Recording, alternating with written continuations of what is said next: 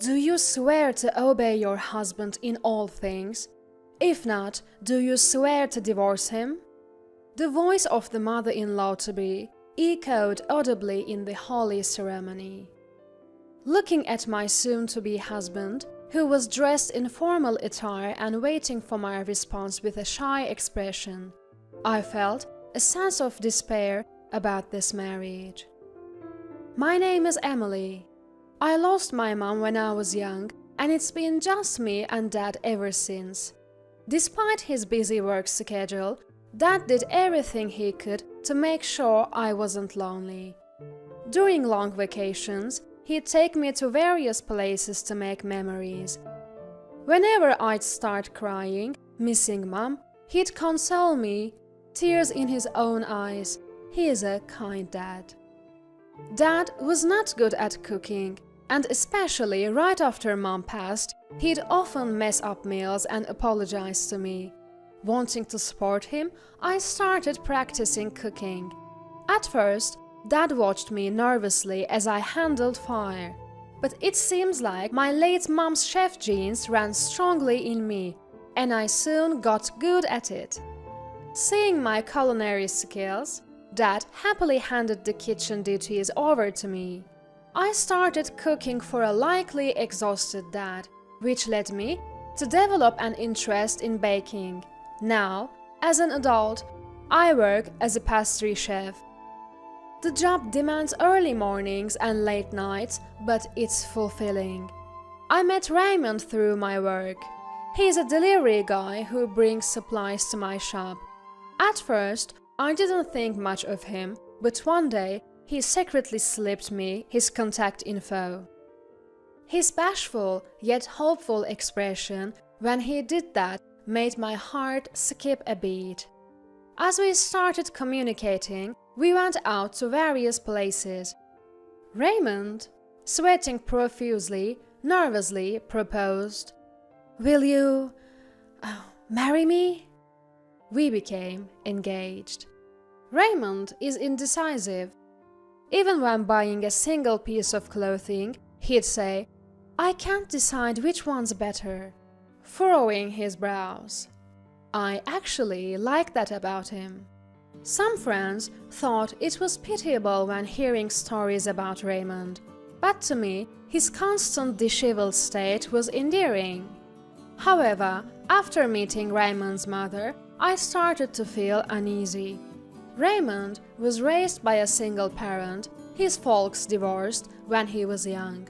He described his mom as a kind woman, but when we visited before the marriage, I didn't get that impression at all. "So, you are the beauty Raymond's bringing home?"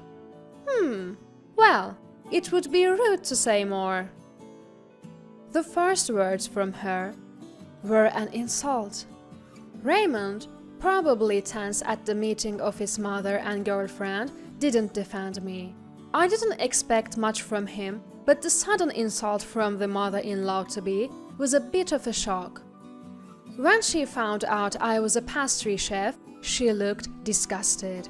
Apparently, she'd seen a TV show featuring the busy life of a pastry chef. "Can you take care of kids when they arrive, considering your job? Even taking care of Raymond is questionable. You'll be his wife. You'll have to dedicate yourself to him. Naturally, you'll quit your job once you're married, right?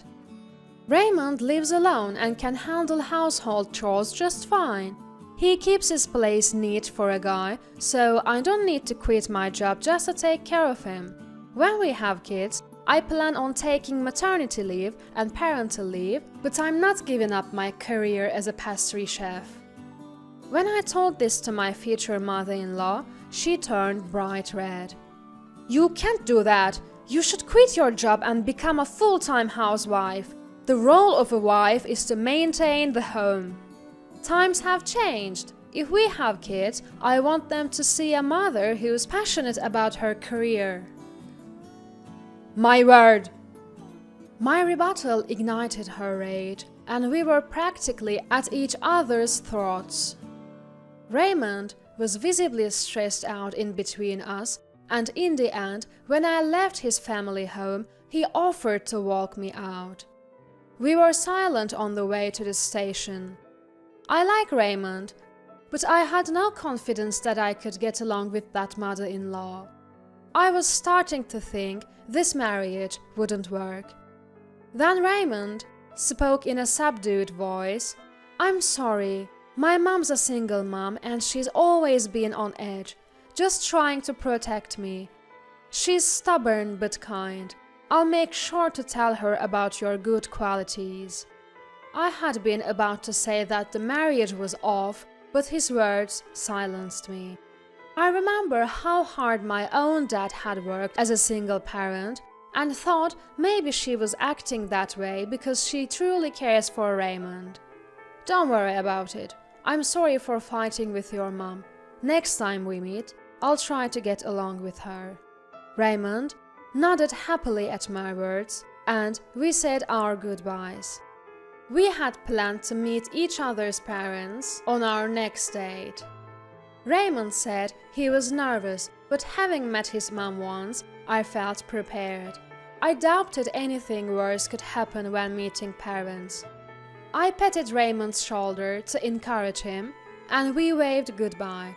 On the train home, I pondered whether I could get ever along with his mom. Raymond had spoken up for me, so I believed he would defend me next time too. However, that next chance didn't come until our wedding day. Even when we wanted to meet our parents, his mom kept saying she was too busy. My dad was concerned, but what could we do? Even on our wedding day, his mom didn't attend. Raymond kept apologizing. "I'm sorry, my mom's been really busy lately," and even bowed to my dad. I wasn't bothered by her absence since we didn't get along to begin with. I told Raymond I didn't want much to do with her even after the marriage. Raymond said, "If we can keep our wedding vows, then that's fine by me." Little did I know, this would be the beginning of a surprise on our wedding day. On the day of the wedding, Dad was crying when he saw me in my wedding dress. I couldn't help but laugh at the sight of Dad tearing up even before walking me down the aisle. "You better be happy, you hear me?" Through his tears, Dad said this, and I smiled and nodded. Raymond, who had been told to take care of Emily, was also grinning shyly. That's where my sense of bliss ended. I was standing with Dad in front of the chapel doors, nerves running high. Music began to play, and the double doors swung open. Before me lay the aisle, and at the end of it stood Raymond and, oddly enough, his mother. With arms linked, they both grinned, waiting for Dad and me to walk down the aisle. Dad whispered, "Who's that?"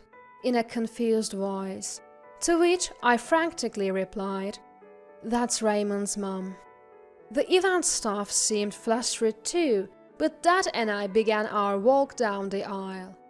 Raymond was supposed to meet me halfway, but instead he stood with his mother at the altar. So Dad and I just stood there, dumbfounded in the middle of the aisle. "Before everyone makes their vows, Emily must first vow to me," Mother-in-law announced, unfolding a piece of paper she had in her hand. Glancing at Raymond to see if this was some surprise, he was just smiling at his mother. "Will you vow to obey your husband unconditionally? If you can't, you must vow to divorce." The room stirred at mother-in-law's proclamation. Even the pastor and the staff seemed taken aback, and some were trying to stop her, but mother-in-law didn't care. That's when it hit me, something Raymond had said before. When I told him that it would be difficult to get along with his non-attending mother in the future, he had said, "If you can keep your vows at the wedding, that's fine by me." I had thought it was unusually romantic for Raymond, but that wasn't the case. He meant that it was fine if I could keep a vow to mother-in-law during the wedding. What will it be? Will you vow? Mother-in-law was grinning down at me, and inside I thought, no, I can't. I can't be related to someone like this, and I certainly can't obey Raymond unconditionally. Next to me, Dad softly muttered, "Should we go?" To which I nodded and said, "Yes." As I started walking back down the aisle, my soon-to-be mother-in-law yelled, "Where are you going?" I turned around and made myself clear. I can't go through with this. I can't become family with people who act so ridiculously. Fuming, my mother-in-law yelled back. Raymond stood there dumbfounded, while Dad and I retreated to the waiting room. The staff was scrambling. I apologized to them over and over as I changed out my wedding dress into casual clothes. I heard that Raymond and his mother were in another room talking to the staff, so I went to the reception area, apologized to the guests who had come, and said I'd be returning their gifts before leaving the venue. It was a heartbreaking ending, and I apologized repeatedly to Dad. He comforted me, saying, "It's better to know what kind of man he is before marrying him." I couldn't help but cry like a child at my father's words. I didn't get to check my phone until the next day. I had received a slew of encouraging messages from friends who had been guests, along with multiple calls from Raymond. When I called him back, his mother picked up the phone, furious for some reason, yelling, "You're late in calling!" "Why are you answering? I wanted to speak with Raymond." "Raymond is inconsolable because you ruined the wedding. We were preparing a wonderful surprise, and now you will pay damages. Be prepared." Turns out, Raymond was apparently fired from his job. He had been working for a small delivery company. The owner was outraged by his outrageous behavior at the wedding and had declared him fired. Raymond was also being criticized by both my friends and his, sinking into depression. His mother blamed it all on me, saying I had ruined the wedding. I was more astonished than angry. It was the first time I had felt such a deep, cold rage. I waited for her to catch her breath and started talking. "I'll be the one asking for a compensation. You ruined my wedding. Cover all the expenses for the venue, and needless to say, I won't be marrying Raymond. Please convey that to him." "You can't be serious. You expect him to pay while he's this upset? You are unbelievable." "The only one who's unbelievable here is you, don't you think? From what I've heard, your divorce happened for a rather selfish reason, too." "What?" "You cheated on your spouse, tried to marry your affair partner, who then ditched you, and you only want custody of Raymond because you're his mother." Raymond and I had met his father on a date after we had said hello to mother-in-law. His father, who had continued to pay child support until Raymond was an adult, revealed the reason for the divorce while drunk. "Be careful, she's a selfish person. Raymond, make sure you protect Emily," his father had told us. But those words never resonated with Raymond. "You think saying sorry will fix this? We're not getting married anymore, and you're paying for the venue and the damages. What made you think I'd be happy with that kind of surprise?" At this point, I was seriously concerned that mother-in-law was going to burst a blood vessel. Just then, Raymond's voice came on, taking over the call. "I'm so sorry. I'm really sorry, Emily," Raymond pleaded in a desperate tone. "You think saying sorry makes it okay? Forget the wedding, but you're paying for the cancellation and venue fees. What made you think I'd be pleased with a surprise like that?" I was on the fence, but my mom said it was a test for the woman who's going to be my wife. Typical Raymond can't make a decision on his own. My fondness for his feeble yet endearing traits was gone. I was furious with Raymond for not considering my feelings, for not having an opinion on his own. I don't want to hear your voice anymore. I'll consult a lawyer from now on. So, don't show your face to me ever again. I hung up on Raymond, who was still apologizing, and immediately consulted a lawyer that my dad knows. The lawyer was furious when he found out how badly I'd been betrayed. "Let's go all out," he said, and I found that reassuring. As I demanded, Raymond agreed to pay for the damages and the venue costs. The lawyer also filed a claim against Raymond's mom. Raymond and his mom struggled to find a lawyer on their side, and it looked like they had to accept all our demands. I received compensation from both Raymond and his mom and moved out with my dad. It was the lawyer's advice to avoid any potential nuisance. After the move, Dad and I lived peacefully. Raymond couldn't contact me, as I'd blocked his number and SMS. I thought I'd never hear about Raymond and his mom again.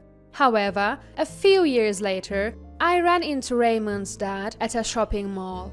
As soon as he spotted me, he rushed over and sincerely apologized for his son's behavior. According to him, Raymond and his mom had been estranged since the settlement.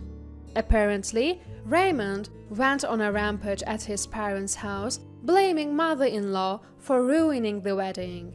Mother-in-law, for her part, argued that he had to pay the cancellation fees because Raymond brought someone like me into their lives. It turned into a full-blown, knockdown, drag-out fight, or so I heard. Both Raymond and mother-in-law got into such a heated argument that they needed stitches. They were so strapped for cash that they had to beg father-in-law for financial help. Unsurprisingly, father-in-law had no intention of bailing them out financially. Neither expected any financial aid from Raymond's dad, and they both lived hating each other. "I hope you find happiness, Emily," he said. Feeling a bit shy, I touched my flat belly. "I intend to." A guy friend from the cancelled wedding with Raymond had been incredibly supportive. We'd been friends since college, and he'd confessed that he'd liked me all along.